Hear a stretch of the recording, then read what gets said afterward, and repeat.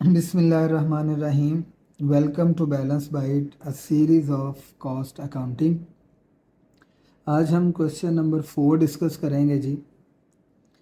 Rafe company limited is a manufacturing concern. Its inventory at the beginning and end of the year are as under. जनवरी 1 पे opening inventories हैं और दिसंबर 31 पे closing है. किस किस की है जी? फिनिश गुड्स की है, वर्क इन प्रोसेस की है और मटेरियल की है. यानी तीनों की ओपनिंग इन्वेंट्री भी है और क्लोजिंग इन्वेंट्री भी है. Following are the other data relating to its manufacturing operation during the year. Purchase of raw material, total payroll. Total payroll क्या होती है? डायरेक्ट लेबर को और इनडायरेक्ट लेबर को जो हम जितना पे करते हैं अगर उसका सम कर लिया जाए तो वो टोटल पेरोल बनती है. डायरेक्ट लेबर को और इनडायरेक्ट लेबर को जितना पे किया जाए वो हमारी टोटल पेरोल बनती है. लेकिन क्वेश्चन में हमें डायरेक्ट लेबर चाहिए होती है, टोटल पेरोल नहीं चाहिए होती, इसलिए हम टोटल पेरोल यूज़ नहीं करेंगे. उसके बाद डायरेक्ट लेबर हमें गिवन है. फैक्ट्री ऑफिस सैलरीज ये हमारा FOH है. सुपरिटेंडेंस FOH है. Indirect material purchase and use FOH है. Electricity bill of factory FOH है. रिपेयर एंड मेंटेनेंस FOH है. फैक्ट्री टैक्सेस FOH हैं. टूल एक्सपेंसेस FOH हैं. मिसलीनियस फैक्ट्री ओवरहेड कॉस्ट आपको दी हुई है. इंश्योरेंस दी हुई है. डेप्रिसिएशन ऑफ बिल्डिंग है. डेप्रिसिएशन ऑफ इक्विपमेंट है. उसके बाद लिखा हुआ है जी employer provident fund contribution 90% of factory. तो FOH में जो फैक्ट्री के एक्सपेंसेस हैं सिर्फ वो आएंगे, सेलिंग और एडमिन के एक्सपेंसेस नहीं आएंगे. कीप इट माइंड कि इसमें सेलिंग और एडमिन के एक्सपेंसेस नहीं आएंगे क्योंकि सेलिंग और एडमिन एक्सपेंसेस आपके ऑपरेटिंग एक्सपेंसेस हैं और जितने भी ऑपरेटिंग एक्सपेंस होते हैं वो सारे के सारे आपके इनकम स्टेटमेंट में आते हैं. उसके बाद लिखा हुआ है pre determine overhead rate 60% of direct labour cost. ठीक है जी. और आपने cost of goods manufactured and sold statement बनानी है. तो ये था हमारा टोटल क्वेश्चन. अब हम इसमें पहले इस प्री डिटरमन ओवरहेड रेट को डिस्कस कर लेते हैं कि इसका क्या मतलब है जी. अब इस क्वेश्चन में जिसको आप लिखा हुआ है, जिसको मैंने हाईलाइट भी किया है, ओवरहेड रेट या फैक्ट्री ओवरहेड एक ही बात है. ठीक है जी. और दो तरह के इस क्वेश्चन में FOH दिए हुए हैं. एक दिए हुए हैं अप्लाइड और एक दिए हुए हैं एक्चुअल. अब जो अप्लाइड होते हैं ये कभी भी हमें क्वेश्चन में गिवन नहीं होते, जस्ट इनकी परसेंटेज गिवन होती है. क्योंकि जो भी अप्लाइड होते हैं ये सारे के सारे अप्लाइड जो हैं वो एस्टीमेट होते हैं और जितने भी एस्टीमेट होते हैं वो on the basis of past experience, past data, उसके ऊपर होते हैं. तो अप्लाइड FOH की कभी भी आपको अमाउंट गिवन नहीं होगी बल्कि परसेंटेज गिवन होगी और साथ यही बताया होगा कि इसकी परसेंटेज है किसके ऊपर? डायरेक्ट लेबर के ऊपर. यानी जैसे इस क्वेश्चन में उसने बताया हुआ है कि जी ये 60% ऑफ डायरेक्ट लेबर कॉस्ट है. तो ये देखें predetermined overhead rate 60% of direct labour cost, percentage दे दी और वो किस पे कैलकुलेट करना ये बता दिया. अप्लाइड FOH में कभी भी आपको अमाउंट गिवन नहीं होती. सिमिलर अगर आप क्वेश्चन नंबर 3 में देखें तो यहाँ पे देखें लिखा हुआ है 40% ऑफ डायरेक्ट लेबर कॉस्ट. तो यहाँ पे उसने आपको बता दिया कि जो अप्लाइड FOH है वो 40% ऑफ डायरेक्ट लेबर कॉस्ट के हैं. Factory overhead is applied. Similar इसी तरह से अगर आप क्वेश्चन नंबर 1 की बात करें तो ये देखें यहाँ पे लिखा हुआ है factory overhead applied rate is 80% of direct labour cost. तो जो अप्लाइड FOH होंगे वो हमेशा आपको परसेंटेज में गिवन होंगे क्योंकि वो एस्टीमेट होते हैं और वो एस्टीमेट किस पे कैलकुलेट करने हैं वो भी आपको बताए होंगे. तो सेकंड वन आपको जो गिवन होंगे जो कि हमेशा अमाउंट में भी होंगे, उनकी कुछ नेम्स बताए होंगे, तो वो आपके पास एक्चुअल FOH होते हैं. जैसे कि हमारे इस क्वेश्चन में हमें फैक्ट्री ऑफिस सप्लाईज बताई हैं, सुपरिटेंडेंट्स बताए हैं, इंडायरेक्ट मटेरियल बताया है, इलेक्ट्रिसिटी बिल बताया है, रिपेयर एंड मेंटेनेंस है, फैक्ट्री टैक्सेस एंड टूल हैं। तो ये सारे के सारे हमें एक्चुअल एक्सपेंसेस गिवन है। अब अगर एक क्वेश्चन के अंदर आपको अप्लाइड एफ भी गिवन हो और एक्चुअल एफ भी गिवन हो, तो सबसे पहला आपने काम ये करना है कि पूरे क्वेश्चन को जो आपने सॉल्व करना है वो अप्लाइड एफ के साथ सॉल्व करना है, नंबर 1। नंबर 2, आप क्या काम करेंगे, at the end of question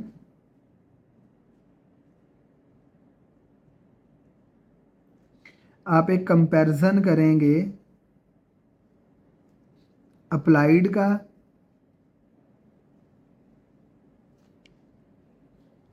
और एक्चुअल एफ का,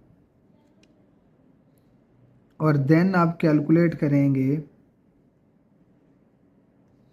अंडर और ओवर अप्लाइड। तो फर्स्ट 1 क्या है कि अब हमें क्वेश्चन को पूरे को सॉल्व करना है अप्लाइड एफ के साथ। यानी अगर किसी भी क्वेश्चन में अप्लाइड और एक्चुअल दोनों गिवन होंगे तो हम वक्ती तौर पे for the time of question हम क्या करेंगे, एक्चुअल एफ को इग्नोर कर देंगे और हम पूरा क्वेश्चन जो है वो सॉल्व करेंगे अप्लाइड एफ के साथ। नहीं जी, ये हमारा सबसे पहले Rafe company cost of goods manufacture and sold statement for the year ended. सबसे पहले हम कैलकुलेट करेंगे डायरेक्ट मटेरियल कंज्यूम। उसमें सबसे पहले मटेरियल की ओपनिंग इन्वेंट्री है, और जो मटेरियल की ओपनिंग इन्वेंट्री है वो हमें गिवन है 24,000 और उसकी जो क्लोजिंग इन्वेंट्री है वो हमें गिवन है 16,000। तो हम मटेरियल की ओपनिंग इन्वेंट्री 24,000 यहाँ पे लिखेंगे। फिर उसके बाद हमें जो क्वेश्चन में गिवन है वो है परचेज ऑफ रॉ मटेरियल, वो है 500,000 का, तो वो हम यहाँ पे लिखेंगे। तो इन दोनों को ऐड करेंगे तो जो हमारे पास आंसर आएगा वो आएगा मटेरियल अवेलेबल फॉर यूज़, और उसमें से हमने मटेरियल की एंडिंग इन्वेंट्री यानी क्लोजिंग इन्वेंट्री हमने लेस कर देनी है। तो मटेरियल की जब क्लोजिंग इन्वेंट्री आप लेस करेंगे तो जो आपके पास आंसर आएगा वो आंसर आएगा डायरेक्ट मटेरियल यूज़ या कंज्यूम। जो डायरेक्ट मटेरियल कंज्यूम की वैल्यू होगी वो आप इस कॉलम में जाके लिख देंगे। उसके बाद फॉर्मेट में आपने ऐड करना है डायरेक्ट लेबर। तो डायरेक्ट लेबर आपको गिवन है और उसकी अमाउंट है 190,000। तो आप यहाँ पे जाके डायरेक्ट लेबर को ऐड कर देंगे, वो होगी जी आपकी प्राइम कॉस्ट। अब उसके बाद है जी एफ तो हमने 60% कैलकुलेट करना है लेबर के ऊपर। लेबर की कॉस्ट थी 190,000 का। अब आप क्या करेंगे, 60% कैलकुलेट कर लेंगे तो आपके पास आंसर आ जाएगा 114,000। तो प्राइम कॉस्ट के अंदर जब आप ऐड करेंगे एफ की कॉस्ट को तो वो आपके पास आ जाएगा करंट मैन्युफैक्चरिंग कॉस्ट या प्रोडक्ट कॉस्ट या फैक्ट्री कॉस्ट। ये आपके पास पहली वैल्यू आ जाएगी जिसको आप कहेंगे करंट मैन्युफैक्चरिंग कॉस्ट। अब हम ऐड करेंगे वर्क इन प्रोसेस की ओपनिंग इन्वेंट्री। तो वर्क इन प्रोसेस की ओपनिंग इन्वेंट्री हमारे पास जो गिवन है वो है 50,000 और उसकी जो क्लोजिंग इन्वेंट्री है वो है 72,000।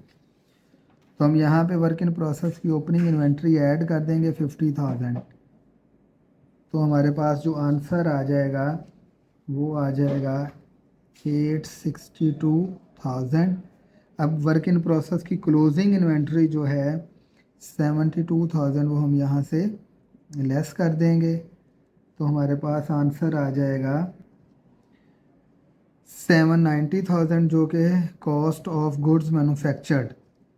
देन हम ऐड करेंगे फिनिश गुड्स की ओपनिंग इन्वेंट्री। तो हमें फिनिश गुड्स की ओपनिंग इन्वेंट्री क्वेश्चन में गिवन है 72,000 और उसकी क्लोजिंग इन्वेंट्री हमें गिवन है 80,000। तो फिनिश गुड्स की ओपनिंग इन्वेंट्री ऐड करेंगे 72,000 तो हमारे पास आंसर आ जाएगा 862,000 का, और आप इसमें से फिनिश गुड्स की क्लोजिंग इन्वेंट्री लेस कर देंगे 80,000। तो ये आपके पास आंसर आ जाएगा कॉस्ट ऑफ गुड्स सोल्ड और वो आपके पास वैल्यू आ जाएगी 782,000। तो हमने जो डिस्कस किया था वो था कि पहले पूरे क्वेश्चन को हम क्या करेंगे, अप्लाइड एफ के साथ कैलकुलेट कर लेंगे, पूरा क्वेश्चन सॉल्व कर लेंगे और फिर उसके बाद हम जाके कंपैरिजन करेंगे अप्लाइड का और एक्चुअल का। अब हम वर्किंग में जाके कैलकुलेशन करेंगे एक्चुअल एफ की। कैलकुलेशन ऑफ एक्चुअल एफ सबसे पहले है फैक्ट्री ऑफिस सैलरीज, वो है हमें 20,000 की गिवन। फिर उसके बाद है सुपरिटेंडेंट्स, वो है हमारे पास जी 8,000 के। Indirect material purchase and use वो है 16,000। उसके बाद electricity bill of factory that is 16,000। उसके बाद है जी रिपेयर एंड मेंटेनेंस, वो है 12,000।